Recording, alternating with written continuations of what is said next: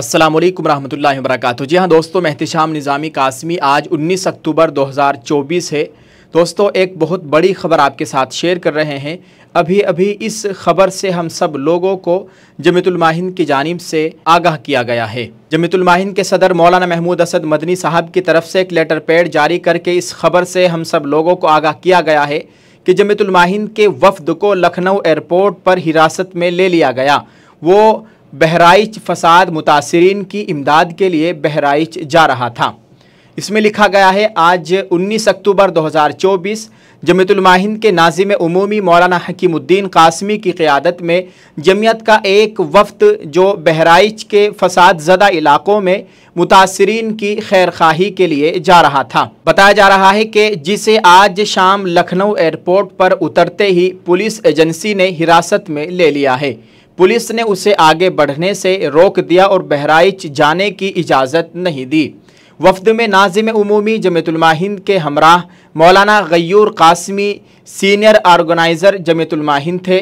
वाज़ेह है कि सदर जमीयतुल माहिन मौलाना महमूद असद मदनी साहब की हिदायत पर जमीयत का वफ़द दिल्ली से बहराइच जाने के लिए रवाना हुआ था। इस दौरे का मकसद बहराइच के मुतासिरा अफराद से मुलाकात करना, उनकी हालत ज़ार मालूम करना और उनकी हर मुमकिन मदद फराहम करना था। जमीयतुल माहिन ने हमेशा मुल्क में अमन, भाईचारे और समाजी हम आहंगी के फ़रोग़ के लिए काम किया है और बिला तफरीक मजहब व मिल्लत हर किस्म के मज़लूमीन की दाद रसी को अपना फ़र्ज़ समझा है। जमीयतुल माहिन पुलिस एजेंसी के इक़दाम पर गहरी तशवीश का इजहार करती है और सवाल उठाती है कि आखिर मज़लूमीन की मदद के लिए जाने वाले नुमाइंदे को रोकने की क्या वजह है। जमीयतुल माहिन ये मुतालबा करती है कि जमीयत के वफ़द को फ़ौरन रिहा किया जाए और उसे अपने काम को मुकम्मल करने की इजाज़त दी जाए।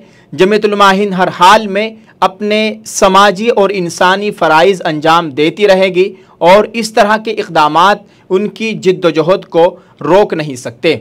जमीयतुल माहिन के सदर मौलाना महमूद असद मदनी साहब ने ये लेटर पैड जारी किया है और उन्होंने गुजारिश की है कि जमीयत के इस वफ़द को रिहा कर दिया जाए जिसको हिरासत में ले रखा है। दोस्तों, ये इस वक्त की बहुत बड़ी अफसोसनाक ख़बर है कि जमीयत का ये वफ़द बहराइच जा रहा था वहाँ के हालात को जानने के लिए, लेकिन वहाँ जाने से रोक दिया गया है। और एक ख़बर ये भी है कि वहाँ कुछ लोगों के घरों पर नोटिस भी चस्पा किए गए हैं। घरों को खाली करने का नोटिस गैर कानूनी बताकर उनके ऊपर बुलडोज़र चलाने की बात भी कही जा रही है और बुलडोज़र चलाने के लिए नोटिस भी लगा दिए गए हैं। और ये भी देखने में आया कि वहाँ के मकामी लोगों ने अपने मकानात, अपनी दुकानों को खाली करना भी शुरू कर दिया है। बहुत लोग वहाँ से नकल मकानी पर भी मजबूर हैं। अल्लाह ताला खैर व आफ़ियत का मामला फ़रमाए। यह बहुत ही अफसोसनाक बात है। आप इस ताल्लुक़ से दोस्तों क्या कहेंगे, कमेंट में ज़रूर लिखिएगा और इस वीडियो को शेयर कर दीजिए। दुआ फ़रमाए अल्लाह ताला हम सब के हाल पर रहम फ़रमाए। आप इस ख़बर के ताल्लुक़ से क्या राय रखते हैं, कमेंट में लिखकर ज़रूर अपनी राय का इजहार कीजिए और इसको शेयर ज़रूर करते जाएं। जज़ाकल्लाह। अल्लाह ताला हम सब का हामी व नासिर हो। अल्लाह ताला हमारे मुल्क में अमन व अमान का माहौल कायम फ़रमाए। आमीन। अस्सलामु अलैकुम व रहमतुल्लाहि व बरकातुहू।